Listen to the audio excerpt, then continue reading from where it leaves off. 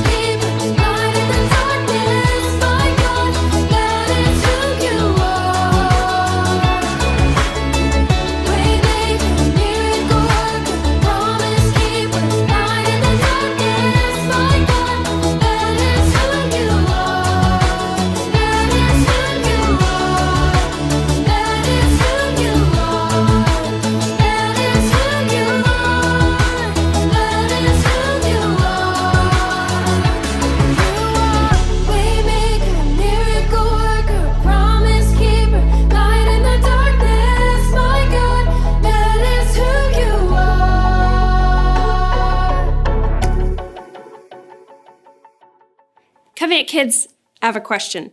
Do you know what a spy is? A spy is someone who sneaks around and finds out secret information, right? But did you know that there were spies in the Bible?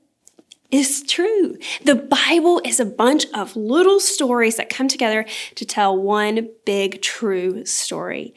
And today's story comes from the book of Joshua. It's about some spies that went on a secret mission. Hey everybody! Hey everybody, it's me, Louie Kablooey! Kablooey! I want to tell you an awesome real-life story, and it's all about spies. The book of Joshua tells the story of how God kept the promises he made to Abraham and all his descendants. But this story actually starts all the way back in the first book of the Bible, Genesis. When God told a man named Abraham that he would have many children and grandchildren and great-grandchildren and great-great-grandchildren and great-great-great-grandchildren and great-great-great-great-great-great-great-great and great. You get the idea. God also promised that all of Abraham's future family would live in a beautiful place called Canaan.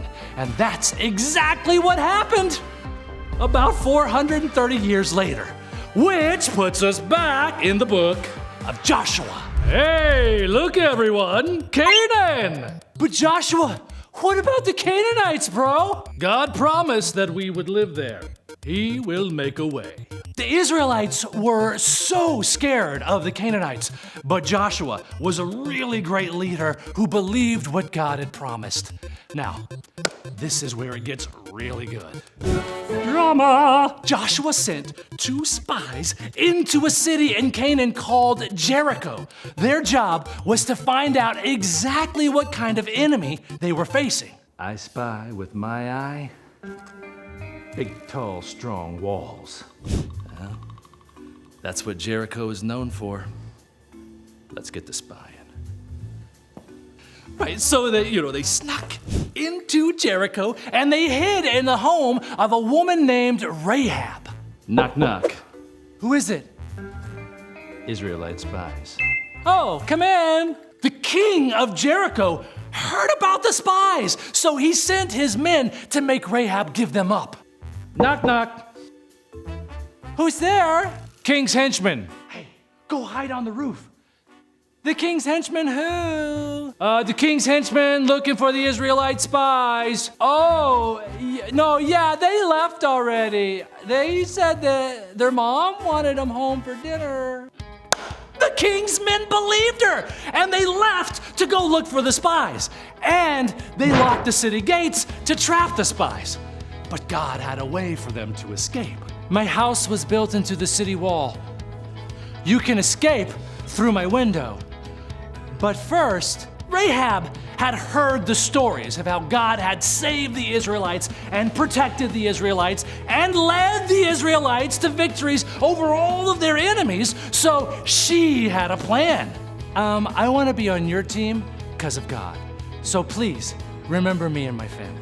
The spies agreed. They told Rahab she and her family would be safe if they all came over to her house, and she hung a red cord out of her window so the Israelites would know which house was hers. Then the spies escaped out her window and climbed down the city wall. When they got back to camp, they told Joshua what they had seen. Joshua, the people of Jericho have heard all the stories of how God has saved us, protected us, and led us to victories over our enemies. And they're terrified. Awesome. Why is there a red rope hanging from that window? Oh, that's Rahab. She's on our side. Man, that sunglasses thing is so cool. God had been making a way for the Israelites for over 400 years. But when they, looked up at Jericho's tall walls, they were terrified. They didn't know that the people inside the walls were actually afraid of them because of all that God had done for them. And when we trust in God and go where He leads us, we'll see that God prepares the way for us too. What a story, am I right? And it's all true. All true. Thanks for listening, everybody. See you next time. Kablooey out. Kablooey!